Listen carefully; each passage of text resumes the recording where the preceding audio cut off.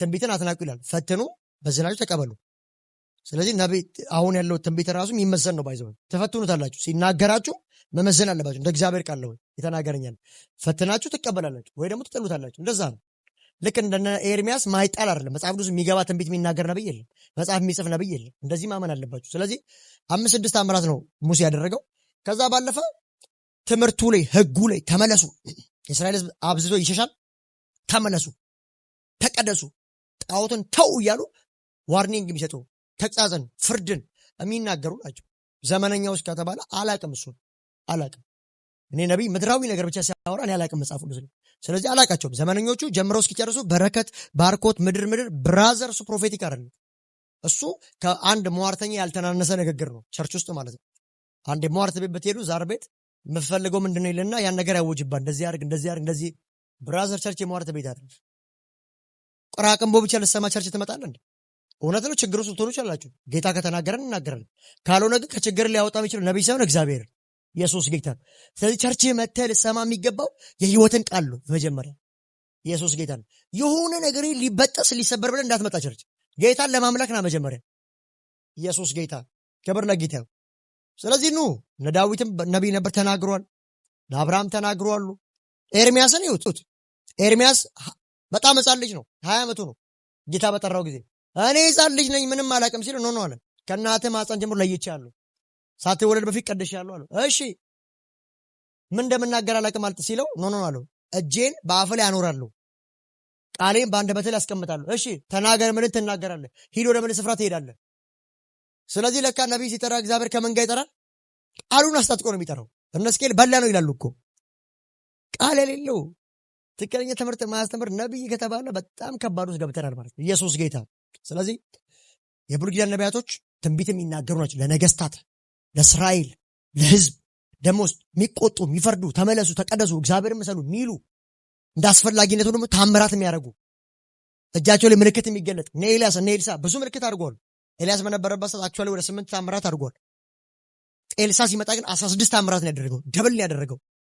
ታምራት አድርጓል። ሲዶና እየገባ ያቺ ሰረብታይቱ ምድር ላይ እንጨትና ዱቄት ዘይትና ትንሽ ዱቄት ያላትን ሴት ባርኮላታል። 3 ዓመት ተኩል ዝናብ ውስጥ ይመጣ ድረስ በልታለች። እንደ አስፈላጊነቱ ታምራት ያደርጉ ነበር። ግን ለእግዚአብሔር የሚጮው ነበር። በዓል አይመለክም፣ ጣዖት አይመለክም፣ የአብርሃም የይስሐቅ ያዕቆብ አምላክ ይመለካል እያሉ የሚጮው ናቸው። ስለ እግዚአብሔር ስለ አምላክና ለነብይ ያላችሁ ሜዠርመንት ትንሽ የእግዚአብሔር ቃል ቢሆን ጥሩ ነው። ልምምድ ላይ አታርጉት። እዚህ ማቴዎስ ወንጌል ምዕራፍ 7 ላይ ያለው በጣም የሚገርማችሁ በስምህ ትንቢት አልተናገርንምን? በስምህ አጋንንት አላወጣንምን? በስምህ ታምራት አላረግንም? ኦኬ፣ ታዲያ ታምራት ማድረግና ትንቢት መናገር ኤቪደንስ ሊሆን አይችልም ከእግዚአብሔር መንግስት አንግል። ሰዎች ሳይታወቁ አጋንንት ማውጣት ይችላሉ። ሰዎች ጌታ ሳያውቃቸው ትንቢት ተናግረው ሊፈጸምላቸው ይችላል እያለን ነው መጽሐፍ። ሰዎች ታምራትን ሊያደርጉ ይችላሉ፣ ግን አላወቅኳችሁም ይባሉ አሉ። ምንም ማድረግ አንችልም። መጽሐፉ ነው የሚለው በውስጣቸው ነጣቂ ተኩላዎች ሆነው ሳሉ የበግ ለምድ ለብሰው መካከላችሁ በመግባት ከሚያሸምቁ ሐሰተኛ ነቢያት ተጠንቀቁ። ስለዚህ ነቢይ አለ፣ አዎ አለ። እውነተኛ ነቢይ አለ፣ ሐሰተኛስ አለ። ሲጀመር እውነተኛ ነቢይ ከሌለ ሐሰተኛ ነቢይ አይኖርም። አለቀ። ብሉይ ኪዳንም ዘመን ነቢይ ስለነበረ ነው ሐሰተኞች የነበሩት። አዲስ ኪዳን አሁንም ነቢይ አለ፣ ሐሰተኛም አለ። ስለዚህ ሐሰተኛን ለመቃወም ሲባል ብቻ ትክክለኛ ነቢይ የለም ማለት አስፈላጊም አይደለም፣ ኖርማልም አይደለም። ጨለማ ካለ ብርሃን አለ፣ ብርሃን ካለ ጨለማ አለ፣ እውነት ካለ ውሸት አለ። ፓራራሊ ነው። ስለዚህ እውነተኛ ነቢይ የለም ብሎ የምታምኑ ሰዎች ባይዘው ሐሰተኛ ነቢይ መቃወም አትችሉ። ሲጀመር ነቢይነት አለ ብሎ የሚያምን ሰው ነው ሐሰተኛ ነቢይ መቃወም ይችላል። እውነት ከሌለው ምንድነው ውሸት ብለህ ብቻ ብትናገር። ኢየሱስ ጌታ። ከዛ ባለፈ የሚያሸመቁ ናቸው። በግ አይደሉም፣ ተኩላ ናቸው፣ ነጣቂ ተኩላ ናቸው። ግን የበግ ለምድ ይለብሳሉ። በግን መስለው በጎች መካከል መተራመስ ይችላል፣ መምጣት ይችላሉ፣ ማስመሰል ይችላል። ኢየሱስ ጌታ ነው። እንደዚህ አይነቱ እግዚአብሔር ይጠብቃችሁ። ኢየሱስ ጌታ ነው። ከዛ ከፍሬያቸው ታውቋቸዋላችሁ። ፍሬ የሚባል ጉዳይ አለ። ፍሬ ለምልልስ፣ ቅድስና፣ ህይወት፣ አስተምሮ፣ ካራክተር በዚህ አይተው የሚያልፍልህ ካልሆነ ብራዘል አምልጥ። ከዛ አካባቢ አምልጥ። በምንድን ሐሰተኛ ነቢይ የምናውቀው? በፍሬ። ምንድን ፍሬ? ህይወት፣ ቅድስና፣ ልምምድ፣ እግዚአብሔርን መፍራት፣ ኤቭሪቲንግ ማየት አለባቸው። ኢቭን አስተምሮታቸው ምን አይነት ነው? ዛሬ ማክሰኞ ነው። ዛሬ በቃ ትባረካለህ ካለ፣ ሐሙስም ስትመጣ እሱን ካለ፣ እሁድም ስትመጣ እሱን ካለ፣ የሚቀጥለው ሳምንት ወራቶች ሁሉ ይሄ ከሆኑ እንደዚህ አይነት አካባቢ እንዳትቀመጡ። በእርግጥ ምነግራችሁ ስለምወዳችሁ ነው። ሁሌ እግዚአብሔር ምድርን ነገር የማውራት ዓላማ የለውም። እግዚአብሔር በትንቢት አገልግሎት ውስጥ ገብቷችኋል አይደል? ኤፌሶን ምዕራፍ 1 ላይ ቁጥር 4 ላይ በሰማያዊ ስፍራ ይላል በመንፈሳዊ በረከት ተባርካችኋል። ኦልሬዲ ክርስቲያን በሰማያዊ ስፍራ የተባረከ ነው። we are blessed። ብለሲንግ የሚጀምረው ከሄቨን እንጂ ከምድር አይደለም። ባይዘው እዚህ ምድር ላይ ያለው ነገር አይ ኖ ችግር ውስጥ ያለፋችሁ እንደሆነ አውቃለሁ። እውነት ነው። መውጣት መውረድ አለ። ክርስትና ግን ይሄም ጭምር ነው። ያለኝ ይበቃኛል የሚለው ሚስጥርም ጭምር ነው ክርስትና እንጂ ስለቸገረ ስላልተሳካለ ብቻ ሁሌ ጌታ ጋር መጣው ስኬት ፈልጋ አይደለም የምትመጣው ጌታ ስለሚገባው። ጳውሎስ በፊልጵስዩስ ላይ ሲናገር መጥገበን አውቃለሁ አለ፣ መራበን አውቃለሁ፣ ነገር ግን አለ ማግኘትን አውቃለሁ አለ፣ ገንዘብ ማጣትንም አውቃለሁ፣ ነገር ግን አለ በየትኛውም ሆነ በማንኛውም ሁኔታ ያለኝ ይበቃኛል የሚለው ታላቅ ሚስጥር ተረድቻለሁ። ስለዚህ ክርስትና ያለኝ ይበቃኛል ባይዘው በዚህ አጋጣሚ ይሄ ፍቅር ነው። ምኞት ክርስትና ውስጥ አይሰራም። ለምን ምኞት ሲል ያዕቆብ ሲናገር ምኞት አድጋ ኃጢአት ደግሞ ሞትን ትወልዳለች። ችግር ውስጥ ነው። አዎ ከዚህ ችግር ሊያወጣ የሚችል እግዚአብሔር ካንተ ጋር ኢየሱስ ጌታ ነው። ስለዚህ ሁሌ ስትመጡ የሕይወትን ቃል ለመስማት ነው። የእግዚአብሔር ቃል ዛሬ ምን ይነግረኛል፣ ምንን ያስተካክላል ማለት አለብህ።